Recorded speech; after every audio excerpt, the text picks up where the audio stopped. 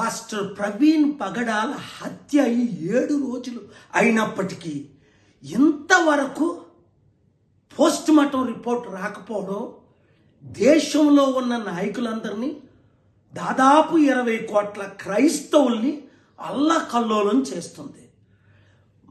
Local మాజీ MP Harsh Kumar ఏమంటున్నాడు?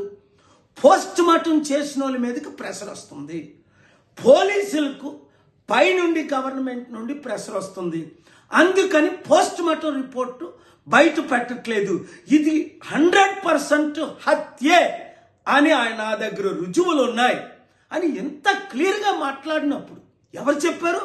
పోలీసులే చెప్పారట. ఆయనకి పోస్ట్ మార్టం చేసిన వారే చెప్పారట. ఆయన మీడియాలో మాట్లాడుతుండగా ఆయన ఇన్వెస్టిగేట్ చేశారా? ఆయన దగ్గర ఉన్న రుజువులు సేకరించారా? అక్కడ ఎస్పీ రాజమండ్రి డిఐజీ జాయిన్ అయి పోస్టులు పెడుతున్నారు, మేము వాచ్ చేస్తున్నాం, తగిన చర్యలు తీసుకో. మీకెవడరా భయపడతాడు? ముఖ్యమంత్రులు ప్రధానమంత్రులకే నేను భయపడను. ఈరోజు చూసావా కాకినాడలో, చీరాల్లో దేశమంతా లక్షల మంది బయటకు వచ్చారు. 20 కోట్ల మంది క్రైస్తవులు, 300 కోట్ల మంది ప్రపంచంలో ఉన్నారు. ఇది హత్య, ముమ్మాటికి హత్య అని నేను వెళ్తే నా ఇన్వెస్టిగేషన్లో తేలింది.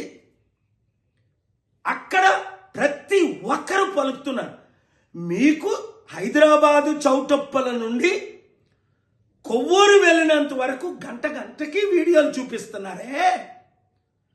మరి యాక్సిడెంట్ అయితే యాక్సిడెంట్ ఎవరు చేశారు?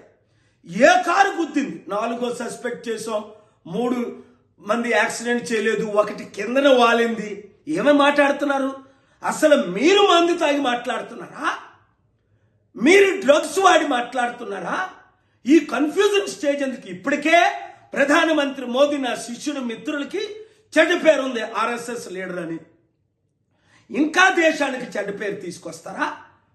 అందుకనే నేను ఎంత దూరమైనా వెళ్ళడానికి సిద్ధమనే ఇది జరిగిన వెంటనే వీడియోలు రిలీజ్ చేశాను. సామ, దాన, భేద 3 రకాల వీడియోలు. మీరు స్పందించట్లేదు. అందుకనే ఆ స్పాట్కి వచ్చాను, హత్య జరిగిన స్పాట్కి, ఫ్యూనరల్కి వచ్చాను. పోస్ట్ మార్టం డాక్టర్తో మాట్లాడుకుంటూ నన్ను మీరు ఆపుకున్నారు. విడిచిపెట్టేది లేదు. అన్యాయం ఎవరికి జరిగిన, ఒక క్రైస్తవ పాస్టర్ ఖురాను బర్న్ చేసినప్పుడు ఖండించాను.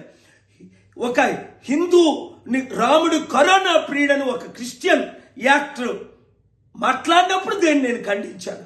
ఇప్పుడు మరి కోట్ల మంది క్రైస్తవులకు అన్యాయం జరిగితే నేను సైలెంట్గా ఉండాలా? హిందువులారా, ముస్లింలారా, క్రిస్టియన్స్లారా, మానవత్వం ఉన్న ప్రతి ఒక్కరూ ఇలాంటి హత్యల్ని ఖండించండి, నాతో జాయిన్ అవ్వండి. సత్యం బయటకు వచ్చినంత వరకు సైలెంట్గా ఉండేదే లేదు. ఈ వీడియో చంద్రబాబు నాయుడు గారికి చేరినంత వరకు పవన్ కళ్యాణ్ నోరిప్పి మాట్లాడట్లేదే, దీన్ని ఖండించాలి కదా ఆయన. కనుక share this video with everybody.